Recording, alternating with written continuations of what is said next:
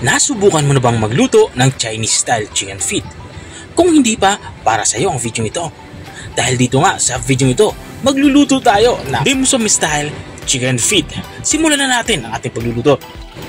Unang gagawin ko dito ay maglalagay ako ng tubig dito sa ating kawali. Matapos kong mailagay yung tubig ay maglalagay na din ako dito ng suka. Saka natin ito tatakpan para kumulo. At sa unang kulunga ay bubuksan naman natin ito. Dito naman sa parting ito ay ibablanch natin o ipaparboil natin itong ating mga chicken feet or paa ng manok. Ginagawa natin to para mabawasan or mawala yung mga hindi kaaya-ayang amoy na nanggagaling dito sa ating chicken feet. Ipaparboil natin to ng mga 2 minuto at kapag natapos ng 2 minuto ay hanguin na natin ito.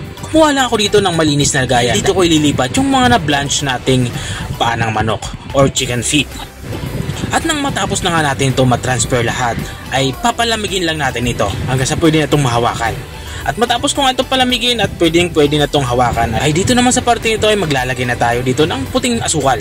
Gagawin natin dito ay parang gagawin natin siyang banana Q o kaya naman chicken Q.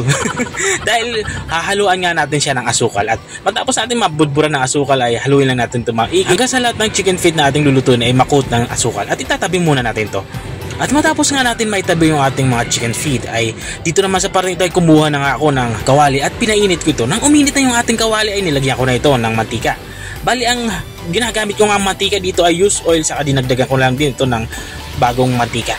At nang uminit na nga yung mantika ay dito sa parte nito ay nagsimula na nga ako magprito. Piprituhin muna natin itong ating mga chicken feet. At kung nanonood ka pa rin hanggang dito sa parte ng aking video, ibig sabihin ay nag-enjoy ka.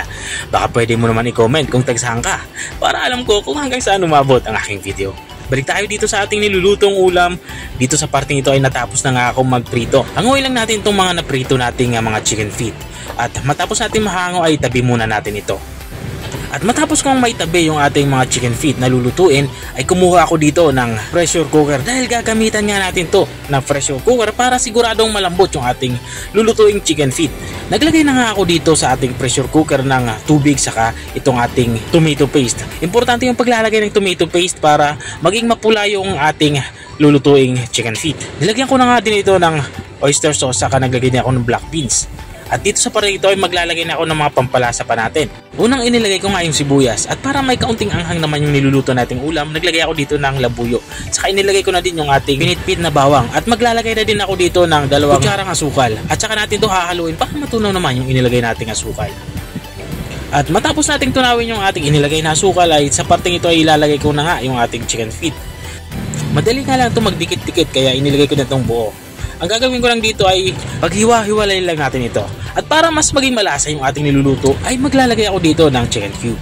At saka natin tutunawin at para sa aromatics naman natin naglagay ako dito ng 3 pirasong star anise.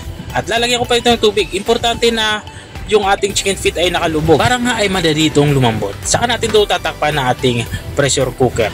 At papalambutin natin ito ng mga 20 minutes. At habang nga tayo ay nagpapatuloy sa ating pagluluto, gusto ko lang shoutout ang mga masusugid nating mga taga-subaybay. Big shoutout nga kay Sir Alejandro Madrilejos. Sabi niya, shoutout naman dyan bro. At shoutout din kay Ma'am Consoria Gezon ng Naga Cebu. At shoutout din kay Sir Dondon Gloria ng Davao City. Maraming salamat sa walang sawang panunood at pagsuporta dito sa aking page. At balik nga tayo dito sa ating nilulutong ulam. Dito sa parte ito ay natapos na nga yung ating 20 minutes na pag-pressure cooker dito sa ating mga chicken feet. Ang ginagawa ko ngayon ay nililipat ko itong ating mga chicken feet dito sa malinis na lagayan. At matapos ko itong mailipat ay ito namang sabaw ay papalaputin pa natin. Kumuha nga ako dito ng kawali. Ang parating ginagamit na kawali. At inilipat ko nga itong sabaw na ating pinagpakuluan dito sa ating mga chicken feet. Dito naman sa parteng ito ay natinikman ko na yung ating sabaw at nakulangan pa nga ako sa tamis. Kaya nilagyan ko ito ng banana ketchup. Pwede naman kayong maglagay ng asukal lang kung wala kayong banana ketchup. At para mabilis nga itong lumapot ay naglalagay lang ako dito ng slurry or yung tinunaw na gawgaw o cornstarch sa tubig. At matapos ko ito mailagay ay hinalo ko lang ito. At panghuli natin ilalagay itong ating mushroom. Ito naman ay optional. Kung wala kayong mushroom ay okay lang naman. Walang problema yan. At nang makuha ko na nga yung lapot na gusto ko dito sa ating ginagawang sauce ay ilalagay na natin itong ating chicken feet na itinabi. haluin lang natin to pailalim at tatakpan natin to para isimmer pa natin to ng kahit 1 minuto pa para mas lumapot pa nga yung ating sabaw. At makalipas nga ng 1 minuto ay binuksan ko na ito. Dito naman sa parte nito ay lutong-luto na nga itong ating ulam pananghalian. Ang sarap nga nito lalo sa mainit-init na kanin. O ito nga, ready to serve na yung ating ulam pananghalian. Ito yung ating Chinese style chicken feet or dim sum style chicken feet. Kung nakarating ka hanggang dito sa dulo ng aking video, maraming salamat sa panunood.